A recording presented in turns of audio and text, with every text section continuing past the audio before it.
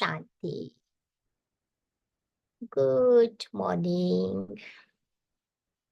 सो आज बाबा संग दोष के बारे में बता रहे हैं।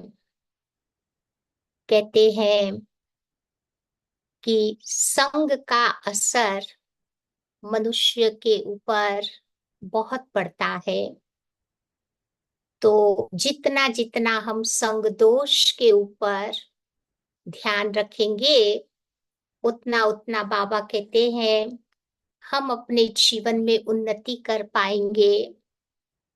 हमारे जीवन का ही प्रैक्टिकल अनुभव देख लो कि सतयुग त्रेता में हमारे पास कितनी अच्छी कंपनी में हम लोग थे, तो हमारा जीवन कितना एलिवेटेड श्रेष्ठ था। फिर द्वापर कलयुग में आते आते, माया रावण के संग में आते आते बाबा कहते हमारा जीवन एकदम दुर्गति को पा लिया। तो अब संगम युग में हमें बाबा का संग मिला है, इसीलिए हमें अपने जीवन को बहुत बहुत श्रेष्ठ बनाना है। तो ब्राह्मण जीवन में भी कभी कभी माया परीक्षा के रूप में हमारे सामने आती है। कई प्रकार के आकर्षण पेपर के रूप में आएंगे, लेकिन बाबा कहते हमें आकर्षित नहीं होना है। हर्षित मुख होकर के पेपर समझ करके उन सारी परीक्षाओं को पार करना है। तो ऐसे कौन कौन से संग दोष हमारे सामने इस ब्राह्मण जीवन में आते हैं? तो बाबा कहते माया के अलग अलग संग दोष है। सबसे पहला संग दोष आता है व्यर्थ संकल्पों के रूप में।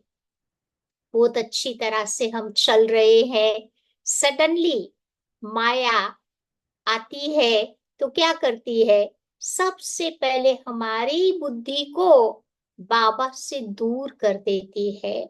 जैसी बुद्धि बाबा से दूर हो गई, फिर वो मन में ढेर प्रकार के संशय आएंगे, डाउट्स आएंगे, व्यर्थ संकल्प आएंगे, चाहे अपने बारे में हो, चाहे बाबा के निमित्त आत्माओं के बारे में हो, चाहे यज्ञ के बारे में हो, चाहे बाबा के बारे में हो या ज्ञान के बारे में हो। तो जब भी कोई भी प्रकार के डाउट्स आते हैं ना, तो यही माया का संग दोष है जो व्यर्थ संकल्पों के रूप में आता है। तो हमें किसी ऐसे बाबा के पक्के बच्चे जो ज्ञानी योगी है, जो बाबा की श्रीमत को एक्यूरेटली फॉलो करते हैं, ऐसे बच्चों की मदद लेकर के उन डाउट्स को मुझे क्लियर करना है। तो फिर हम माया के संग दोष से मुक्त हो सकेंगे। तो सबसे पहला माया का संग दोष है व्यर्थ संकल्पों के रूप में। फिर बाबा कहते हैं कि माया का दूसरा रूप है लोगों के रूप में। व्यर्थ कंपनी कहो, संबंधी हमारे होते हैं, मित्र परिवार वाले होते हैं, या कोई हमारे फ्रेंड्स होते हैं। तो कई बार क्या होता है कि इन आत्माओं के द्वारा कोई ऐसी व्यर्थ बातें हम सुन लेते हैं, गॉसिप सुन लेते हैं, या उनकी एकदम नेगेटिव पर्सनालिटी होती है। तो वो पर्सनालिटी हमारे मन बुद्धि को हावी कर देती है। फिर क्या होगा? बहुत सारे अंदर में संकल्प विकल्प चलने लगेंगे, क्योंकि सामने वाली आत्मा तो ऑलरेडी कमजोर वीक है।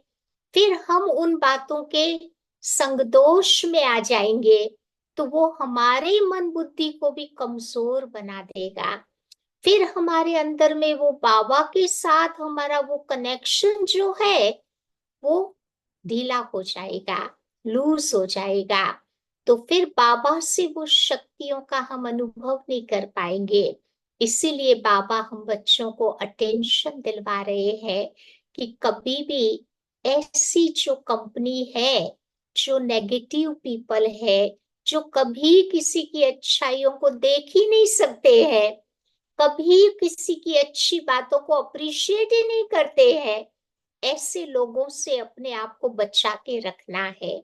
अगर उनके संग दोष में आ गए तो हमारा जीवन भी ऐसा ही हो जाएगा। या तीसरा संग दोष आता है व्यर्थ सब शब्दों के रूप में।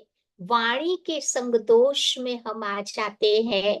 कभी कभी वाणी के द्वारा भी उल्टा संग का रंग लग जाता है, तो इससे भी अपने आप को बचाना है। कि वाणी का संग कैसे लगता है? गॉसिप के रूप में बैठ करके बुराइयां करते रहे, किसी की निंदा करते रहे, ग्लानि करते रहे, तो ऐसी वाणी से हमें अपने आप को बचाना है। फिर आता है अन्न दोष। भोजन का भी बाबा कहते दोष होता है, उसका भी हमारे मन पर बहुत बहुत प्रभाव पड़ता है। इसीलिए बाबा ने हम बच्चों को बताया है ना कि जो भोजन बनाने वाला होता है उसको भोजन बनाते बनाते 5 बातों का ध्यान रखना है। जब भी हम भोजन बनाते हैं, एक तो मौन में रह करके मुझे भोजन बनाना है। जितना जितना हम मौन में रह करके भोजन बनाएंगे ना, उतना उतना बाबा कहते हैं भोजन में बाबा की याद मिक्स होती जाएगी और वो भोजन हमारा बहुत पावरफुल बन जाएगा। दूसरी बात, जब भी भोजन बनाते हैं ना, एकांत में भोजन बनाना है। एक के अंत में खोते हुए भोजन बनाए। कभी हम लोग टेलीविजन ऑन कर देते हैं, कभी दुनिया भर के समाचार रेडियो में सुनते हैं, तो ये क्या होगा, वो सारे वाइब्रेशंस भोजन में मिक्स हो जाएंगे। या तो फिर वो भोजन में ताकत नहीं रहेगी, क्योंकि हम बाबा के लिए भोजन बना रहे हैं। तो जितना एकांत में भोजन बनेगा, एक के अंत में जाकर के भोजन बनेगा, उतना मेरा भोजन पावरफुल बन जाएगा। तीसरी बात, बाबा कहते भोजन बनाते बनाते हरी नहीं करनी है, जल्दी जल्दी नहीं करना है, धीरे धीरे बाबा की याद में वो भोजन बनावे। चौथी बात, बाबा कहते भोजन बनाते बनाते भोजन को निरंतर दृष्टि देते रहे। दृष्टि देते हुए उस भोजन को खाना है, तो वो भोजन में ताकत, अच्छे वाइब्रेशंस मिक्स होते जाएंगे। और पांचवी बात, बाबा कहते हैं कि जब भी हम भोजन बनावे तो जाति दोष का मुझे बहुत ध्यान रखना है। अर्थात कई बार हम भोजन बनाते हैं तो भोजन में बाल मिक्स हो जाते हैं, कई बार कंकड़ पत्थर भी निकल आता है, कोई अन्य चीजें भी निकल आती है, उसको जाति दोष कहा जाता है। तो इसका मुझे ध्यान रखना है। अभी तो मधुबन में भी ये एक नियम बनाया है कि भोजन बनाने वाले को कंपल्सरी हैट पहनना है। सर पे बाल ढके हुए हो। कई बार खुले बालों से हम बाबा का भोग बना लेते हैं, भोजन बना लेते हैं, फिर वो बाल खाने में मिक्स हो जाता है, तो ये बाबा कहते जाति दोष हो गया, ऐसा भोजन हम ही नहीं स्वीकार करते, तो सोचो बाबा कैसे स्वीकार करेगा? नहीं कर सकता। तो इसीलिए ये छोटी छोटी बातें हैं। हाथ में भी जब तक ग्लव्स नहीं पहने हैं, तब तक भोजन को टच नहीं करना है। जब तक सर पर हैट नहीं है, तब तक खाना नहीं बनाना है। मधुबन में तो अलाउ ही नहीं करते हैं उनको। खिलाने वाले को भी वो पहनना है, 2 चीजें, और बनाने वाले को भी पहनना है। तो ये छोटी छोटी बातें बाबा हम बच्चों के ध्यान पे दिलवा रहे हैं। फिर बाबा कहते भोजन बनाते बनाते 5 प्रकार के संकल्प करने हैं। एक तो मुझे स्वमान में रह करके भोजन बनाना है।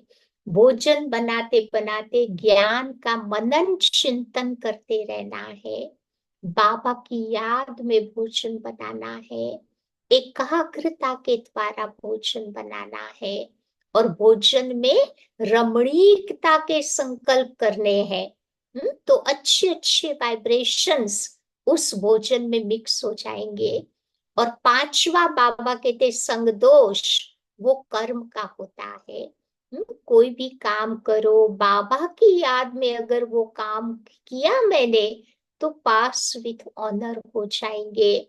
चाहे नौलौकिक जॉब पर भी चाहते हैं तो वहां पर भी मुझे ये संकल्प करना है कि ये बाबा ने मुझे एक काम दिया है, सेवा दी है, तो मैं ये सेवा पर जा रहा हूँ। अगर कर्म कॉन्शियसनेस बन करके बाबा कहते पैसा कमाया, उसमें बाबा की याद न रही, केवल कमा रहे हैं, तो वो किसके लिए हम कमा रहे हैं?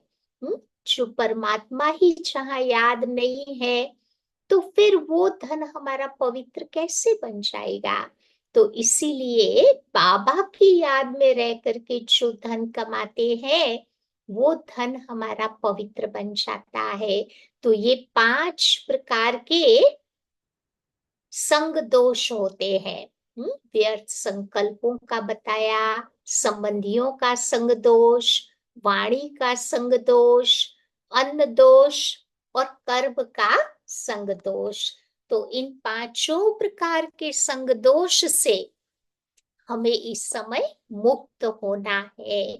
तो आइए सुनते हैं आज की बाबा की 20 तारीख की मुरली। बाबा कहते हैं, मीठे बच्चे, माया रावण के संग में आकर तुम भटक गए। सतयुग त्रेता में कितना बढ़िया जीवन था ना, द्वापर से रावण के संग में आ गए तो भटक गए। पवित्र पौधे अपवित्र बन गए, अब फिर से पवित्र बनो। आज का प्रश्न है, हरेक बच्चे को अपने ऊपर कौन सा वंडर लगता है? कभी कभी वंडर लगता है ना अपने ऊपर।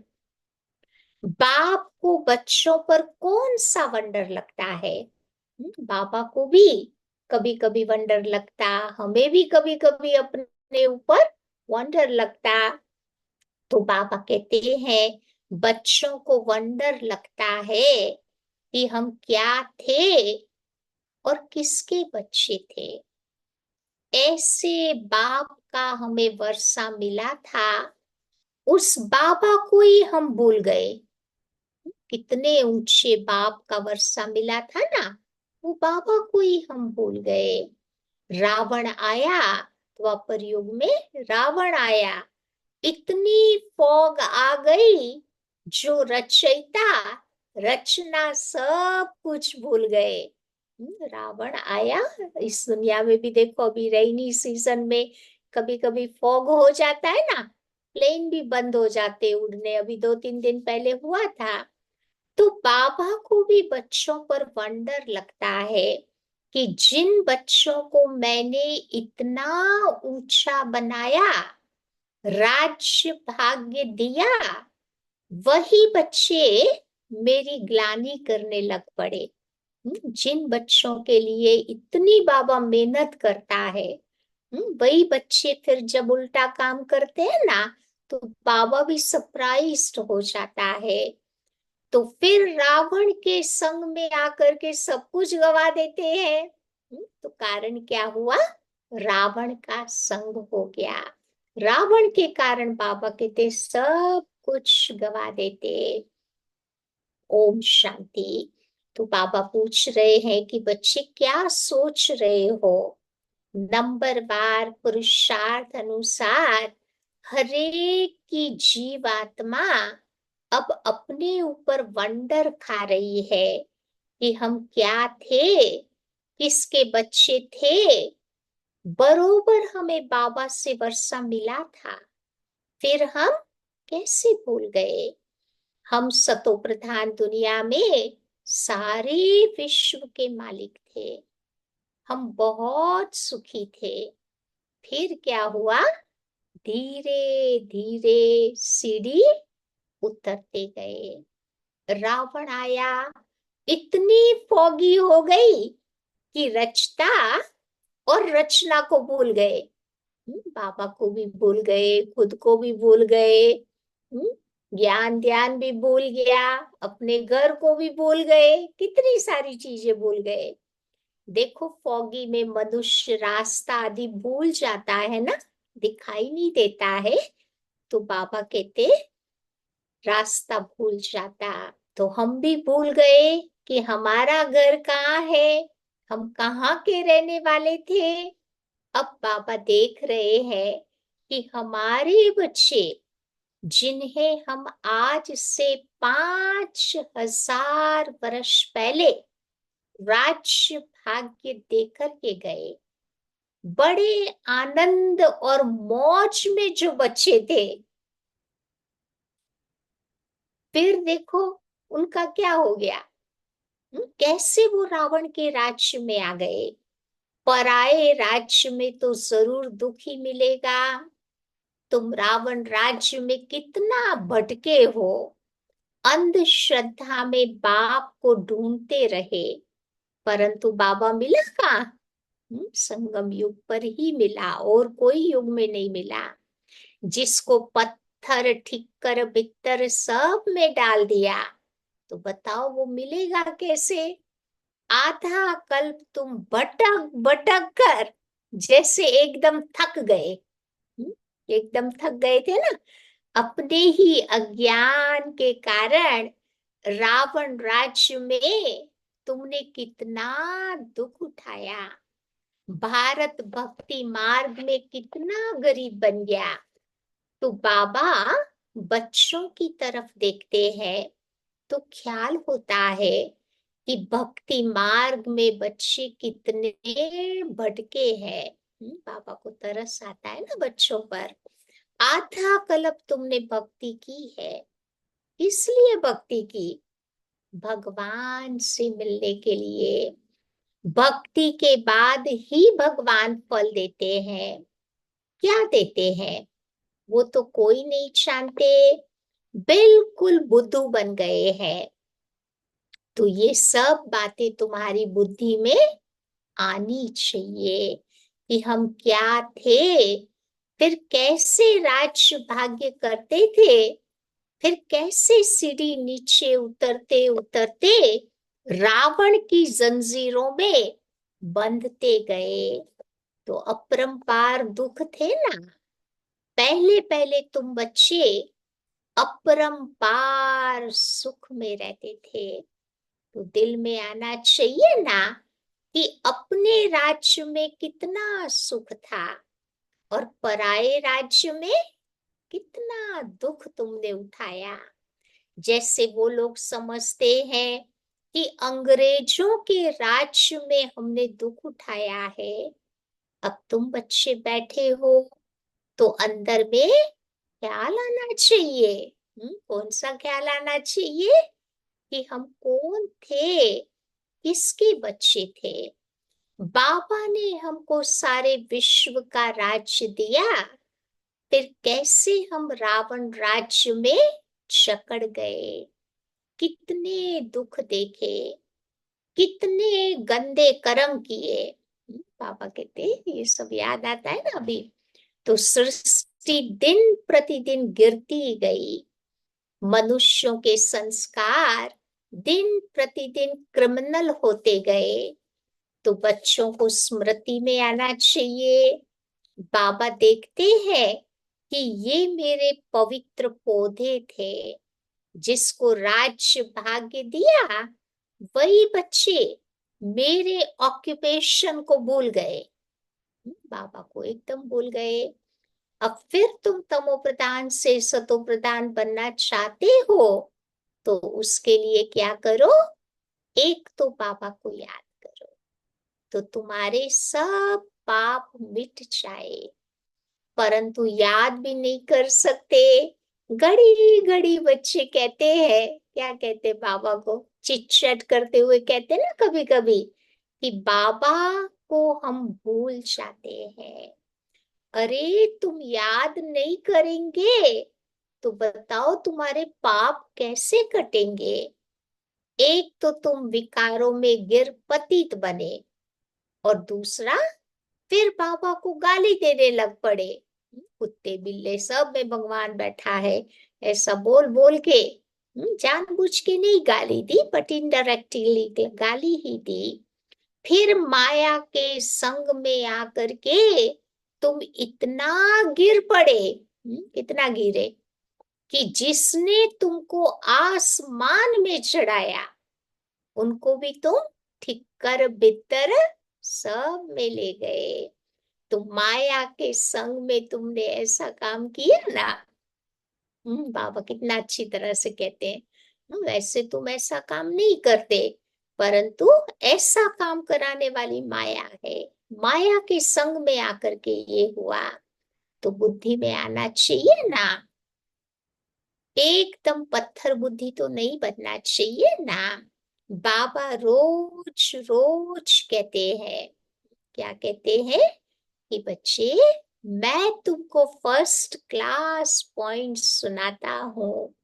जैसे बॉम्बे में संगठन हुआ, उसमें भी बतला सकते हैं कि बाप कहते हैं, हे भारतवासियों, तुमको हमने राज्य भाग्य दिया। तुम देवताएं हेवन में थे, फिर रावण के संग में कैसे आए?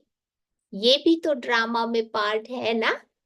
रावण के संग में आना ये भी ड्रामा में बाबा कहते फिक्स्ड है। तुम रचता और रचना के आदि मध्य अंत को समझो, तब ऊंच पद पा सको। और मेरे को याद करो तो तुम्हारे विकर्म विनाश हो जावे।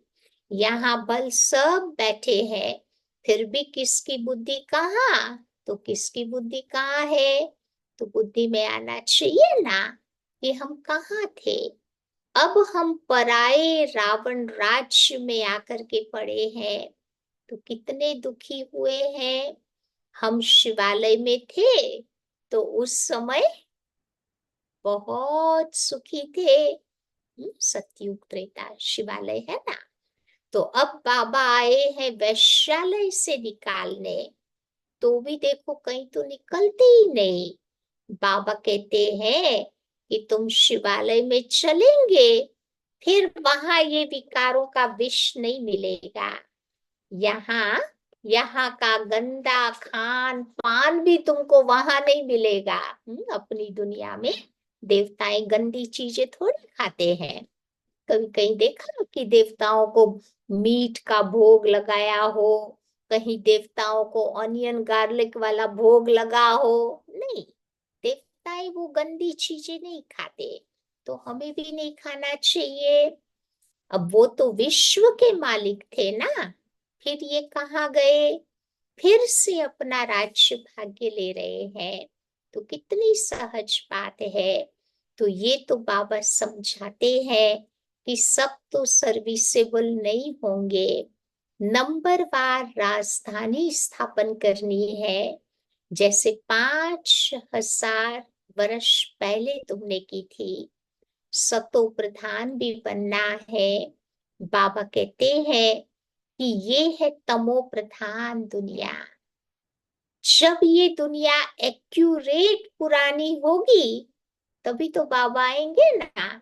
एकदम दुनिया होपलेस बन जाती, तब फिर बाबा को आना पड़ता है। तो बाबा कहते हैं कि बाबा भी कर तुम्हें ये बातें कोई समझा नहीं सकता।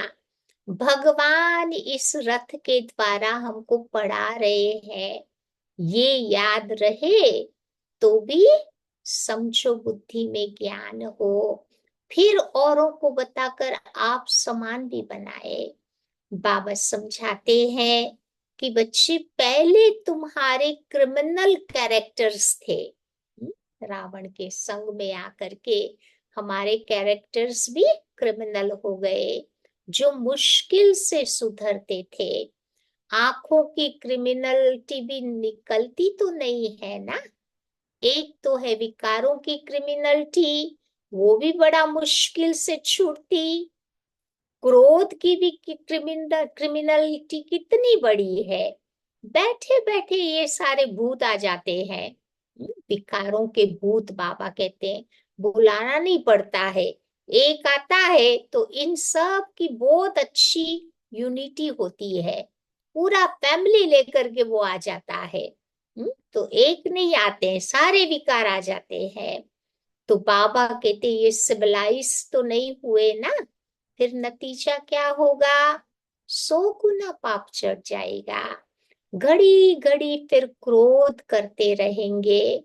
तो बाबा समझाते हैं कि तुम अभी रावण राज्य में तो नहीं हो ना, तुम बच्चे तो अभी ईश्वर के पास बैठे हुए हो।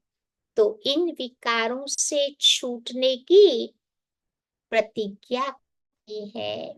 बाबा तो कहते हैं कि बच्चे तुम मुझे याद करो, क्रोध मत करो। 5 विकार तुमको आधा कल्प गिराते आए हैं, सबसे ऊंचे ते ऊंचे भी तुम ही थे, तो सबसे जास्ती गिरे हुए भी तुम ही बच्चे हो। जो श्रेष्ठ थे वही द्वापर कलयुग में आकर के भ्रष्ट बन गए। तो बाबा कहते गिराने वाले कौन थे? किस कारण बाबा कहते हमारी अवनति हो गई? तो बाबा कहते ये 5 भूतों ने तुमको गिराया है। अब शिवालय में जाने के लिए इन विकारों को निकालना है। इस वैश्यालय से अब दिल हटाते रहो, बाबा को याद करो, तो क्या होगा? अंत मते सो गति हो जाएगी। तुम बच्चे अपने घर पहुंच जाएंगे और कोई ये रास्ता तुम्हें बता नहीं सकता। भगवान वाच्य है कि मैंने तो कभी नहीं कहा, कौन सी बात बाबा ने कभी नहीं कही थी, कि मैं सर्वव्यापी हूँ। मैंने तो राजयोग सिखाया और कहा कि तुमको भी विश्व का मालिक मैं आकर बनाता हूँ। फिर वहां तो इस नॉलेज की दरकार नहीं रहती। एक बार देवता बन गए फिर बाबा कहते इस ज्ञान की जरूरत नहीं होती। तो मनुष्य से देवता बन जाते हैं, फिर तुम बच्चे ये वर्षा पा लेते हो। इसमें हठ योग आदि की बात ही नहीं है। अपने को आत्मा समझो, अपने को शरीर क्यों समझते हो? शरीर समझने से फिर ये ज्ञान उठा नहीं सकते। तो ये भी भावी हो गई ना। तुम समझते हो हम रावण राज्य में थे, अब राम राज्य में जाने के लिए पुरुषार्थ कर रहे हैं। अभी हम पुरुषोत्तम संगम युग वासी है। बाबा कहते बल बच्चे तुम गृहस्थ व्यवहार में रहो, इतने सब यहाँ कहाँ रहेंगे? ब्राह्मण बन करके सब यहाँ ब्रह्मा के पास भी नहीं रह सकते। मधुबन उस समय छोटा था, तो बाबा कहते मधुबन आओ, रिफ्रेश होके फिर चले जाओ। वहां मधुबन में भी नहीं रह सकते। रहना तुम्हें अपने घर में है और बुद्धि से समझना है। क्या समझेंगे बुद्धि से? कि हम शूद्र नहीं ब्राह्मण है। ब्राह्मणों की चोटी देखो कितनी छोटी होती है। पहले के जमाने में रखते थे ना ब्राह्मण टॉप नॉट, आजकल तो निकाल दिया है। तो गृहस्थ व्यवहार में रहते, शरीर निर्वाह के लिए धंधा आदि करते, सिर्फ तुम बच्चों को बाबा को याद करना है। हम क्या थे, अब हम पराये राज्य में बैठे हैं, तो हम कितना दुखी थे। अब बाबा हमको फिर से ले जाते हैं, तो गृहस्थ व्यवहार में रहते हुए बच्चों को वो अवस्था जमानी है। घर में रहते हुए अपनी ड्यूटीज रेस्पॉन्सिबिलिटी को संभालते हुए बाबा को याद करना है और अपनी स्थिति को अच्छी बनानी है। शुरू शुरू में कितने बड़े बड़े झाड़ आए, फिर उनमें से कोई रहे बाकी चले गए। बड़ी बड़ी पूरी की पूरी फैमिली की फैमिली आई ज्ञान में। फिर धीरे धीरे बाबा कहते कोई रहे कोई चले गए। तो तुम्हारी बुद्धि में भी है कि हम अपने राज्य में थे, फिर अभी कहाँ आकर के पड़े हैं, फिर हम अपने राज्य में जाते। तुम लिखते हो कहते हो कि बाबा फलाना फलाना बच्चा बड़ा रेगुलर था, लेकिन अभी वो नहीं आता। बाबा को समाचार में बताते हैं ना। तो बाबा कहते नहीं आते हैं तो गोया विकार में गिर गए, फिर ज्ञान की धारणा हो न सके, फिर उन्नति के बदले गिरते गिरते पाई पैसे का पद पालेंगे। तो कहाँ राजा कहाँ नीच पद, बल सुख तो वहां है ही, परंतु पुरुषार्थ किया जाता है ऊंच पद पाने का। बड़ा मर्तबा कौन पा सकते हैं, ये तो सभी समझ सकते हैं। तो अभी सब पुरुषार्थ कर रहे हैं। फिर बाबा अपना महेंद्र भाई भोपाल में रहता था उसको याद कर रहे हैं। अभी तो शरीर छोड़ दिया है। तो बाबा कहते हैं कि दुनिया के किंग तो पाई पैसे के हैं, और ये महेंद्र तो सूर्यवंशी राजधानी में जाने वाला है। तो पुरुषार्थ ऐसा हो जो विजय माला में जा सके। बाप बच्चों को समझाते हैं कि अपने दिल के अंदर जांच करते रहो। कौन सी बात चेकिंग करेंगे कि हमारी आंखें कहाँ क्रिमिनल तो नहीं होती है। अगर सिविलाइज्ड हो जाए तो बाकी क्या चाहिए। आंखें ही तो कुछ न कुछ धोखा देती रहती है ना। तो बाबा कहते ये क्रिमिनल आई बड़ी खराब है, इसीलिए नाम ही है क्रिमिनल आइज्ड सिविलाइज्ड। तो बेहद का बाप बच्चों को जानते तो है ना कि क्या क्या कर्म करते हैं, कितनी सर्विस करते हैं। फलाने की क्रिमिनल आइज अभी तक गई नहीं है। अभी तक ऐसे गुप्त समाचार बाबा के पास आते हैं। आगे चल करके और भी एक्यूरेट लिखेंगे, खुद भी फील करेंगे कि हम तो इतना समय झूठ बोलते रहे, गिरते आए। तो ज्ञान पूरा बुद्धि में बैठा हुआ नहीं था। यही कारण है जो हमारी अवस्था बाबा कहते इतनी अच्छी नहीं रहती। बाबा से हम छिपाते थे, ऐसे बहुत बच्चे छिपाते भी रहते हैं। सर्जन से 5 विकारों की बीमारी कभी भी छिपानी नहीं है। सच बताना चाहिए कि बाबा हमारी बुद्धि इस तरफ जाती है, कहाँ कहाँ आकर्षित होती है, तो बाबा को सच सच बताना चाहिए। शब्द बाबा की तरफ बुद्धि नहीं जाती, अब बताते नहीं है तो वो वृद्धि को पाती रहती है। तो अब बाबा समझाते हैं कि बच्चे देही अभिमानी बनो, अपने को आत्मा समझो। आत्मा भाई भाई है। तुम कितने सुखी थे जब तुम पूज्य थे। सत्युग त्रेता में हम कितने सुखी थे। अब तुम पुजारी दुखी बन पड़े हो, तुमको क्या हो गया। सब कहते हैं ये गृहस्थ आश्रम परंपरा से चलाया है। क्या राम सीता को बच्चे नहीं थे, लेकिन वहां विकार से बच्चे नहीं होते थे। वो तो है ही संपूर्ण निर्विकारी दुनिया। वहां पर बाबा कहते भ्रष्टाचार की पैदाइश नहीं होती थी। तो वो शास्त्रों में भी तो गायन है ना कि द्रौपदी का जन्म यज्ञ से हुआ, सीता का जन्म जमीन से हुआ, धरती से हुआ।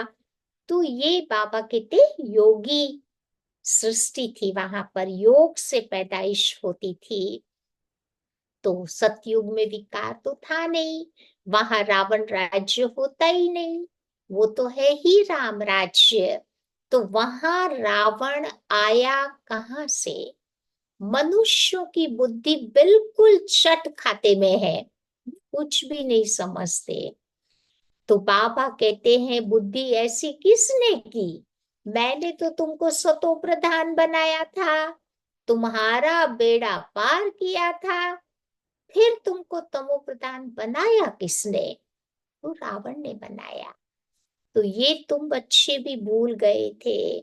कहते हैं ना कि ये रावण तो परंपरा से चला आता।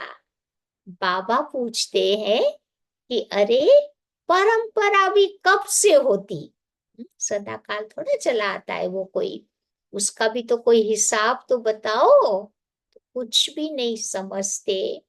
तो बाबा समझाते हैं कि बच्चे, तुमको मैं कितना राज्य भाग्य देकर के गया था, तुम भारतवासी बहुत खुशी में थे, और कोई था ही नहीं।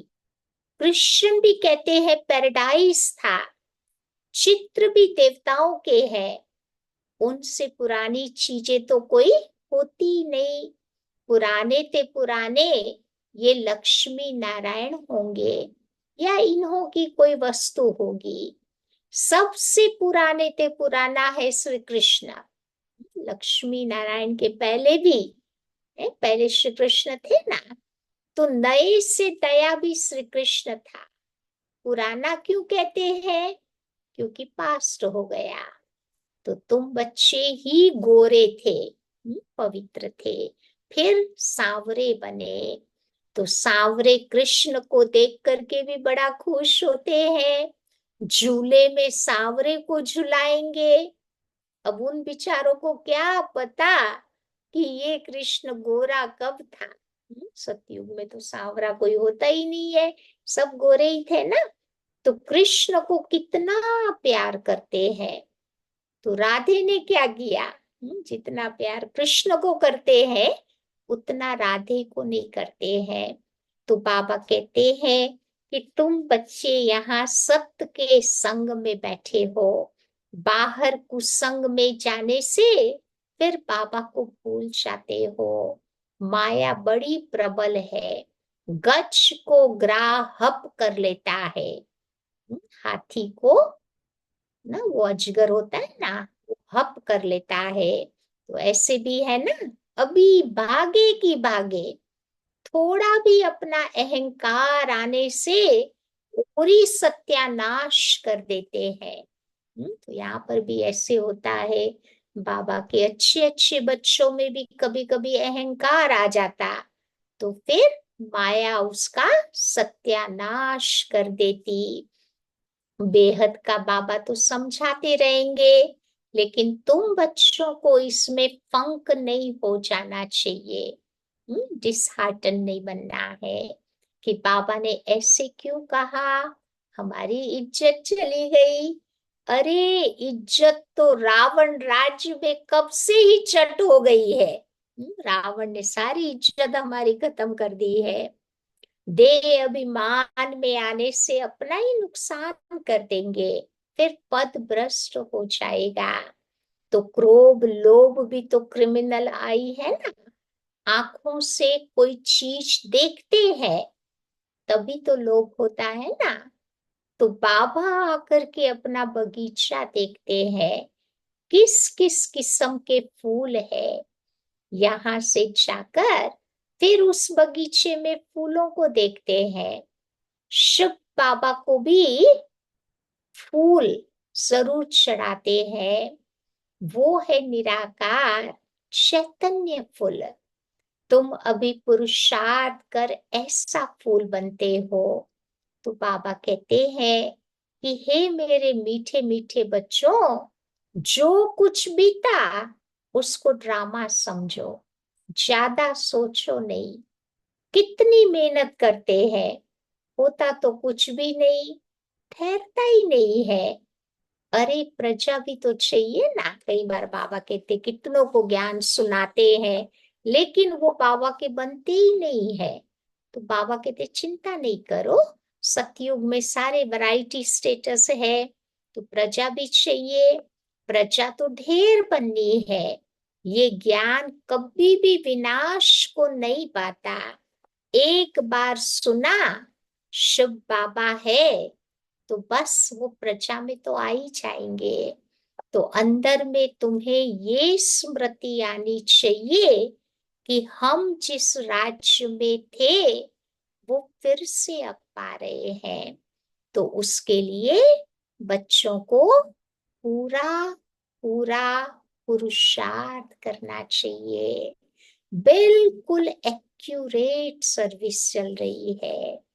अच्छा, मीठे मीठे सिक्के लदे बच्चों प्रति मात पिता बाप दादा का याद प्यार और गुड मॉर्निंग। रूहानी बाप की रूहानी बच्चों को नमस्ते, और रूहानी बच्चों की रूहानी बाप को नमस्ते।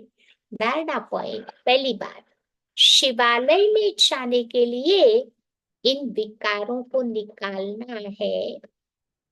इस वैश्यालय से दिल हटाते जाना है। शूद्रों के संग से बिल्कुल किनारा कर लेना है। दूसरी बात, जो कुछ बीता उसे ड्रामा समझ कोई भी विचार नहीं करना है। अहंकार में कभी भी नहीं आना है। कभी शिक्षा मिलने पर पंक नहीं हो जाना है। दिल शिकस्त नहीं होना है। आज का वरदान है, खुशियों के खजाने से संपन्न बन, दुखी आत्माओं को खुशी का दान देने वाले पुण्य आत्मा भव।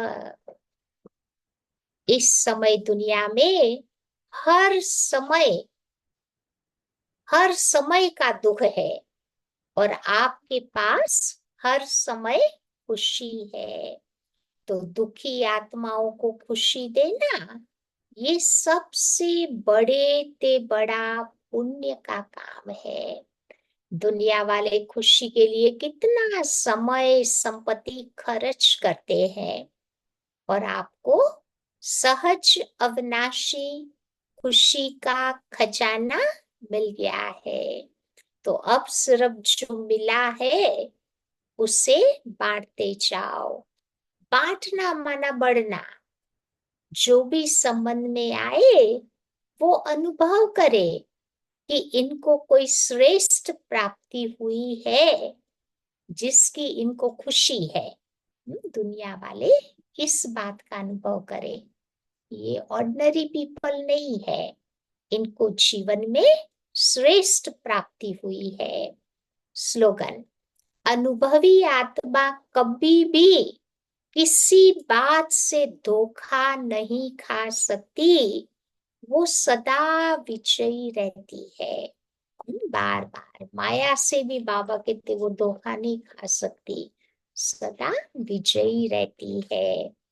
आज की अव्यक्ति पॉइंट है, परोपकारी आत्मा अपने ऊपर उपकार की शुभ भावना से, स्नेह से, शक्ति से, मीठे बोल से, उमंग उत्साह के सहयोग से दिल शिकस्त आत्मा को भी शक्तिवान बना देगा, अर्थात भिखारी को भी बादशाह बना देगा।